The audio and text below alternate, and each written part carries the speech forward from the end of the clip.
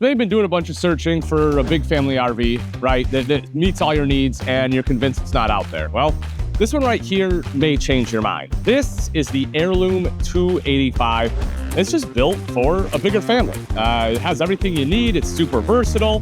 Now, the only thing I would say it's lacking, I'll just kind of start with that, is going to be a big outside kitchen. You'll see it still has the outside fridge, which is one of my favorite parts. It has water over here, and it has a propane quick connect right up over here, which I'll show you a little bit later. So we can do some cooking out here, but if you want a bigger outside kitchen on an Airelume, that's going to be this guy right over here, which is the 325, but that's going to be a review for a whole separate time. So let's go inside the 285 and show you why I like it so much.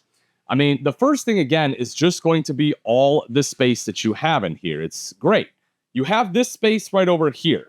There's plenty of room for the whole family to sit, right? You have this L-shaped lounge right here, but the thing I love about the Luma Lounge is how it converts into a dinette as well, so you have plenty of seating, whether you're watching TV or eating a meal. And not just that, but you have good storage underneath too, right? Like, take a look at this. You have 4 bins under here, very easy to access, plus right over here to the side, boom. You have this, can pull this out. You have your double bin system. You'll have another one right over here. And you have a spot to store your extra cushions because, as I said, this converts from your L-shaped lounge to a dinette. So these 2 cushions right here come out. You store the big one right up here, and the smaller one, whoop, right down underneath there. It's kind of tough to see, but there's a cutout right over there where that slides into. So everything has its place, which is great. Now, I do know a lot of people have talked about these windows and they don't like the smaller window, but I do just want to tell you why it is the way it is and why they have this. And essentially, this is going to be a privacy window, right? What I mean by that is this is your off-camp side. So generally, you're not looking out here, but you also don't want people to look in. So what this does, it provides a lot of daylight to be able to still come in. It still gives you light inside the coach, but it gives you more privacy. Now, the side you generally want to see is going to be right out here, and that's the campsite, and that is why they give you the huge window right here on the campsite to be able to see your campsite. And I think this is just an absolute great setup. Now, at where we were right here on the sofa, right, directly across the way is going to be our entertainment center with fireplace. TV is going to mount right here. Of course, fireplace right on underneath. But as you probably expected, due to the handle, this one also has all the storage behind it. Look at the size of the pantry. Hidden pantries behind entertainment systems are possibly one of the smartest things that the industry has done in the last couple of years. It really just kind of utilizes this space that is normally wasted so much better. You also see right up top is going to be our microwave. Underneath, you have our K-cup holders, coffee. If you're like me, you'll definitely be utilizing that. And then right here is going to be space for the coffee maker. There is going to be an electrical outlet, by the way. It's tucked away right up there. Don't want you to think that there's not. But again, I love that they have like a dedicated coffee nook. This is something that I haven't really seen in an RV before. And take a look at this. Not only do you have storage, but they tucked away your fuse box. I think that's great. I hate having this thing out. I don't like the way it looks. I would much rather have it tucked away right back here. So kind of kudos to them for doing that.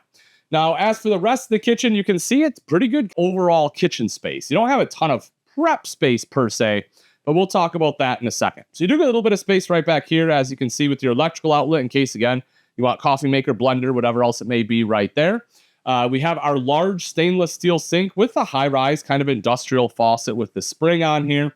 And then this right here is going to be your main prep space. Now, bear in mind, if you have to use your cooktop, you're really kind of reduced to this.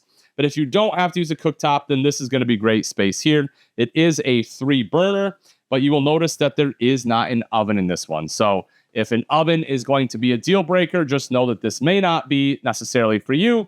But for most people, what they actually want and what they actually use the oven for is storage. And so what they've done is they simply swapped out the oven for storage. You also see these shelves, or rather the drawers. I like this. They kind of angled them to fit in this space. So you have a spot for all of your flatware. Another electrical outlet is going to be placed right up there. Few cutouts here. And as we come over to the side, boom, what is that, you ask? Oh, yes, that is a dedicated spot for a trash can. Now, Now, there's not going to be a ton of storage right here, and we'll see that because when we go outside, remember we had that fridge, so that fridge is on the back side, which takes up a little bit of space. But I would much rather have that beverage fridge than a little bit of space under the sink, personally. But let me know your thoughts. What do you think? Are you a big fan of the fridge outside? I am, because I like to have easy access to beverages. But do you think this kitchen needs more storage? Let me know in the comments. Let's talk about it, because I can take this back to the manufacturer and we can make changes if need be. All right, let's come into the bunk room, because again, this is a super versatile space. But again, even in the bunk room, seating and sleeping is the name of the game in this coach. So we can lift this bunk up. I have the sofa right here. This, of course, drops down into a bed. But I love that there's a separate seating in here with a TV straight across. The kids can bring in their PlayStation or whatever else they need to entertain them on a rainy day. And look, guys, I know that we don't go camping to be on electronics. But again, on a rainy day, that PlayStation can be an absolute game changer. It can save your sanity. Right over to the side are going to be double bunks here. So we have the one up top as well as down below. Good storage underneath there as well. And then as you saw, I was sitting on a sofa. You have storage underneath there. That, of course, folds down into a bed. That's just going to be a jackknife. And then we have the fourth sleeping space right up top. So plenty of space to sleep in here. We have a couple windows as well. There's going to be this one here. Plus, there's going to be one directly behind me. So lets in a pretty decent amount of natural light. We also have USB ports and a couple lights in here too. There's also a door you can close off. And that's going to be my kind of favorite part about a bunk room is the kids kind of have their own space. You'll enjoy it. They'll enjoy it. It's going to be good for everyone. The fridge freezer, open that up just to kind of show you the size. I mean, as you can see, that's everything you're going to want and more, right? The kids are going to be happy. You can store all the food in here. Everything is going to be good thanks to the 10 cubic foot that you're getting. Now, as we kind of make our way in a little bit further into the bathroom and bedroom here, we'll start with the bathroom. And one of the things I like that they've done, I know it's kind of simple, but I really like the accent wall here. You know, kind of that wall board they put behind the mirror. I think that looks really nice. You also see a pretty decent countertop space there underneath that. Good storage. I mean, take a look at this bottom storage, right? Like, excellent storage space there. The toilet, I mean, clearly we have enough room all the way around for both legs and shoulders. And as I step into the shower here, let me flip this around just to kind of show you height and space. I mean, at 6 foot tall, I have more than enough room thanks to this skylight. I could probably be 6'2", maybe, and still be able to stand up in here, which is something that you don't oftentimes get in a travel trailer. I also like the surround that they have on the shower, right? Instead of just being plain, it kind of has a little bit of detail to it, a little bit of a dimension. Right over there is going to be our tankless water heater. Why do I like having the control here, right? This is something that I think a lot of people don't understand, and why oftentimes it is in the bathroom is because there's a timer on this, right? They say it's unlimited hot water, and it basically is, but after about 20 minutes, it's going to shut off, right? And if you are trying to take a 40-minute shower, which bless your heart if that's what you're trying to do, you need to be able to reset it. And so here, I can just open up the curtain, I can reach over, boop, I can touch it, turn it back on, and now I'm good, and I have more hot water, and I am just, the bane of my parents' existence back in the 80s growing up when, you couldn't take more than a 5-minute shower. You had to turn the water off, actually, right? And then lather up and then rinse off. I know some of you remember that. I can't be the only one out there. All right, back into the bedroom here. Again, now that you have a door on the bunk room, you have a door on the bedroom, just kind of commands that privacy. If you want TV, there is a spot to mount it here, and then connections will be right up there. Obviously, you're going to want a swing arm mount, so you can be right here and watch it in your queen bed. You have a nightstand over to the side, plus a shelf, and yes, you have electrical and USB ports. Or on the other side, if you have a CPAP, it's probably a better shelf, in my opinion, just because it's a little more full. Or, of course, you can just have it resting right in front of the outlets there. You have the wardrobes over to the side. Let me open this up for you. Kaboom! You can see it's nice and deep, and you have the hanging rod. You get the shelf right down underneath. And then a couple other things that I really like. One is going to be this. This is going to be your door here, so you can enter and exit through the bedroom. Why is that important, you ask? Well, if we come right out here, when this slide comes in, it's going to block off the bedroom, right? And that's going to be a problem. You can still come in and access the fridge when it's in. That is going to still be accessible, but it would block this off, which means you then can't get to the bathroom.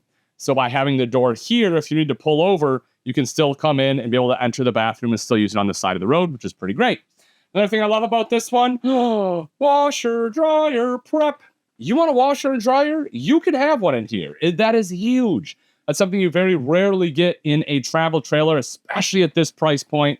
I think that is an awesome feature to have. If you're looking to spend a lot of time in your camper, especially with the family, you need to be able to do laundry. You don't want us to worry about going to the laundromat.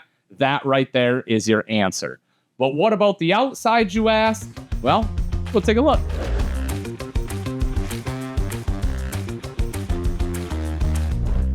All right, let's talk the outside of the 285. Starting off right up front, power tongue jack, 2 propane tanks with the cover. Of course, rails for our battery, and then right down there is a battery disconnect. So we can quickly and easily cut all power to the RV. You have your rock guard down here, as well as the smooth aluminum front. And then over to this side is going to be a retro paneling. What is that, you ask? Well, this is going to be an upgrade over your standard ribbed paneling for a couple different reasons. One, looks a whole heck of a lot nicer. It has like a matte finish to it, so it doesn't scratch as easy, which is big. Also, it's thicker, so it doesn't dent as easy, which is huge. So yes, it is going to be an upgrade all around over your standard aluminum exterior. Kind of dropping down here, you'll see that this one has a magnetic catch. And if we get down underneath, holy moly, look at all that space. You have a big old pass-through. You have a spot for your tools right there. And I didn't show it inside, but underneath the bed, that lifts up, and that gives you access to your pass-through storage here. So you have a couple different access points. Now, as we saw inside, this one does have 2 entrances. This is going to be your secondary one right here. That goes into the bedroom. The primary is going to be right over here. And yes, they put upgraded steps on there too. That is the MORryde step above steps with the aluminum treads. They don't rust. They do have a little bit of grip tape on there in case it rains, so you're not slipping. And the new system makes the adjustable feet super, super simple and easy to use. Now, you'll also notice as I take a look up top, you have a big power awning on this one. It covers one of the 2 entrances, doesn't cover the secondary, does cover the main here, and it also covers your kind of retro, or not retro, but I don't know what you want to call it, your outside kitchen of sorts, right? It's not a full built outside kitchen, as I said in the beginning, but it is kind of a, we'll call it a piecemeal, right? We'll call it an a la carte outside kitchen. Because you have your fridge right here, you have water access right here with both hot and cold, right? The fact you have hot is pretty cool. And right down here is that propane quick connect. So again, you can plug in your Blackstone grill, whatever else you want, and be able to do some cooking outside. If you need an electrical source, that's not a problem. You can plug something in right here. And then you also have cable there. So if you want outside TV, that would be the spot in which you could put it. But again, I like the fact that you have an outside beverage fridge. I know I asked the question inside, but again, I want to know, is this worth it to you, or would you rather remove that and either just have storage here or have the storage inside under the sink? Let me know, because I want to know your thoughts. You'll also see right back here is the on-demand water heater. You're also going to have your city water inlet, black tank flush, cable and satellite inlets. Plus you have a spare tire right there, which is great. And then right up top is going to be backup camera prep. All right, a couple quick things. We take a look at the off-camp side that I want to point out. One of them is going to be our 2 terminations. Yes, it does have 2, but luckily they're right next to each other, so that we don't have to have a bunch of rigging. Pretty easy to hook those 2 up in a Y. It is important to note, however, that your valve is way back there. So you have one right there. Don't forget that one. Another one over here. So you do have to do a little bit of finagling and pulling to be able to get to those. The other thing I want to point out, though, that I really, really like is the slide system. This is a through-frame rack and pinion slide, which is, in my opinion, one of the best slide systems out there. It's basically bulletproof. I definitely loved that that is the slide system that they chose. Now, if you love what you see and you're like, Ian, how much is it? Where can I get it? I have to have one. I get it. I completely do. And all you have to do is click on the link in the description and it will take you right there. As always, folks, I'm Ian Baker. Thanks for watching. Until next time, see ya.